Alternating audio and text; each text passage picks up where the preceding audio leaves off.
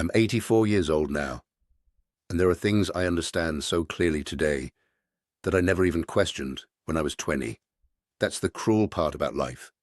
Clarity arrives late, usually after the damage is already done. At 20, I felt like I was just getting started.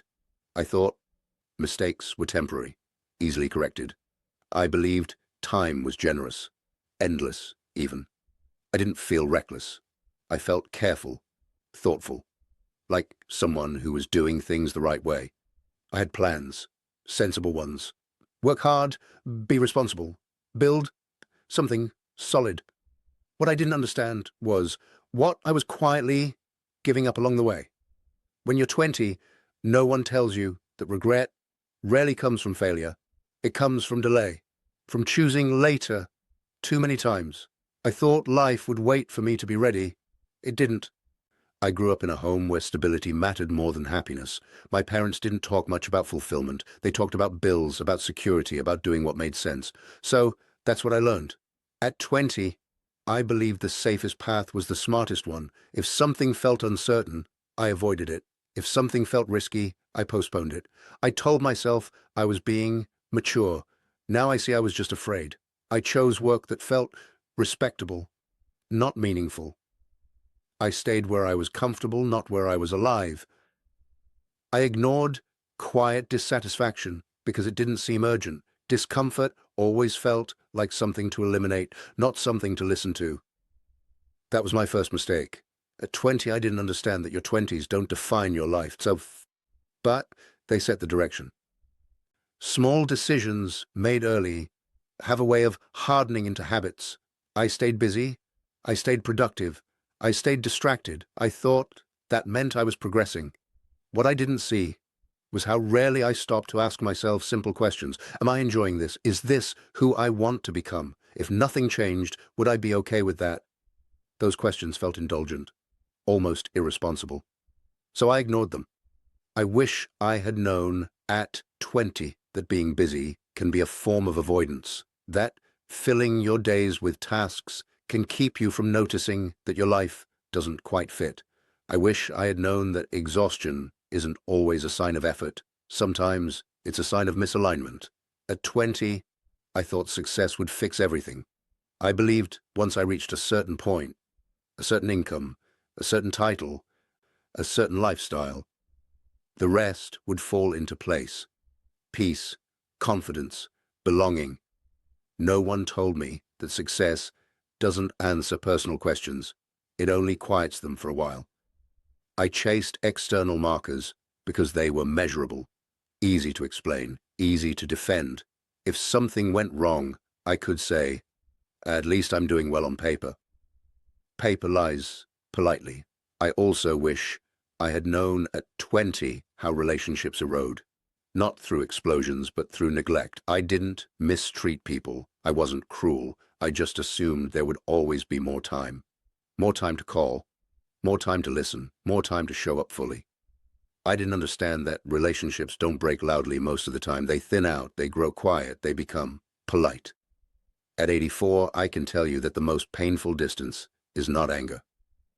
It's familiarity without closeness. I wish I had known that love is not sustained by intention alone. It requires presence, repetition, choosing people, even when it's inconvenient. At 20, I believed I had decades to get it right. I used that belief carelessly. I also wish I had known that approval is a moving target. I spent too many years trying to be seen as capable, dependable, respectable. Those are not bad things, but they became a substitute for knowing myself. I measured my worth by how useful I was, how reliable, how impressive. No one warned me that when you build your identity around being needed, you don't know who you are when you're not. At 84, usefulness fades, titles disappear, people stop asking for your opinion as often. If your sense of self is tied to those things, old age feels like erasure. I wish I had known that earlier. I wish I had known at 20 that money solves fewer problems than you think. It helps, yes, but it doesn't decide what matters. I saved, planned, worried. I postponed joy because it felt practical. I treated rest like a reward instead of a requirement. I didn't understand that some experiences have an expiration date. You don't travel the same way at 70 as you do at 30. You don't laugh as freely. You don't move as easily. You don't recover as quickly. I assumed I could do everything later. Later arrived with limits. At 20, I also didn't understand how fast people change, including myself. I assumed the version of me making decisions would always recognize the life those decisions created. That's not how it works. The man I became had to live with choices made by someone who didn't fully understand their weight.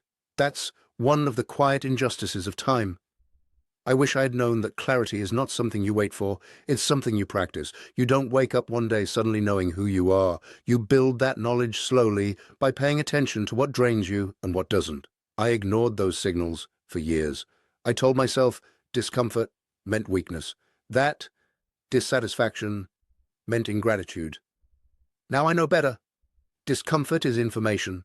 Dissatisfaction is direction.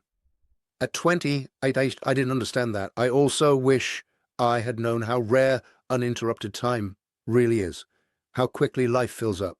You think you'll always have quiet evenings, empty weekends, space to think. Then responsibility arrives, then obligation, then expectation. And suddenly, you're living on borrowed attention. At 84, silence is abundant, but it's not the same silence. It's reflective, heavy, permanent. I wish I had used silence differently when I was young. I wish I had known that saying yes too often can hollow you out, that boundaries are not selfish, they are preservative. I said yes to things that didn't matter because I didn't want to disappoint anyone. In the process, I disappointed myself. At 20, I also didn't understand that life is not a rehearsal. There is no later run-through where you do things with the benefit of hindsight. This is it. That sounds obvious, but when you're young, it doesn't feel real.